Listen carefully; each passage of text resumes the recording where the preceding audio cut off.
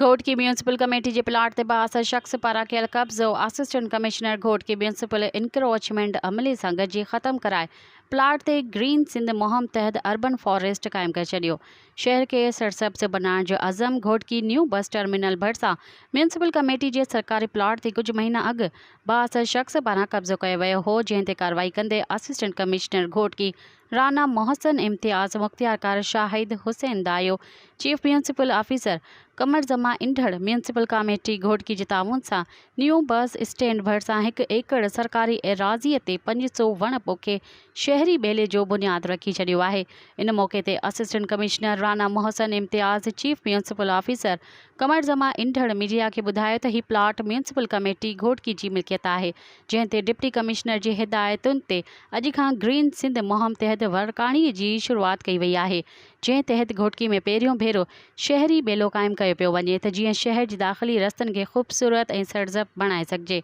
इन मौके ते इंक्रोचमेंट इंचार्ज आगा कुर्बान पठान, राजा अफ़ज़ाल हैदर, मुमताज़ मेहर, बच्चल लिखण, कुंवर अख्तर ऐं ॿिया पिणु मौजूद हुआ। रहीम, जैसे कि आप देख रहे हैं यहाँ पे अर्बन फॉरेस्ट के नाम से ये जो मुहिम स्टार्ट की गई है, ये बेसिकली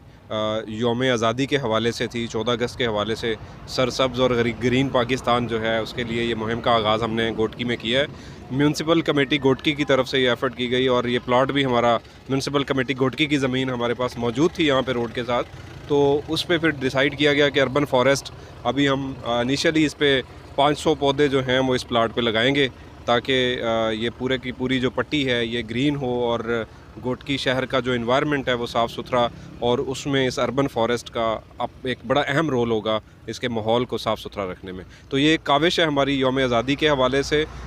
गिफ्ट है घोटकी के लोगों के लिए म्यूनसिपल कमेटी की तरफ से और हमारे ऑफिस की तरफ से ये एफ़र्ट के यहाँ पे अर्बन फॉरेस्ट कायम किया जाए। Thank U. ही जीअं त म्यूनसिपल कमेटी जो प्लाट ही ऑलरेडी हुयो, ही सॼो जेको बस टर्मिनल आहे इहो बि म्यूनसिपल कमेटी जो प्लाट ख़रीद थियल आहे।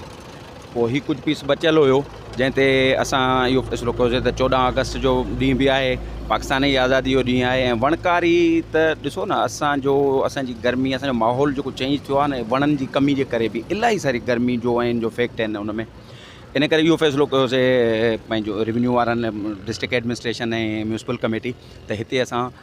वणकारी कंदासीं, शजरकारी मुहिम शुरू कंदासीं जीअं अर्बन फॉरेस्ट खे असां तरक़ी वधाए सघूं। मज़ीद ख़बरनि ऐं तफ़सीलात लाइ विज़िट कयो असांजी वेबसाइट www.awamiNewsHD.com ऐं ॾिसंदा रहो अवामी न्यूज़ HD।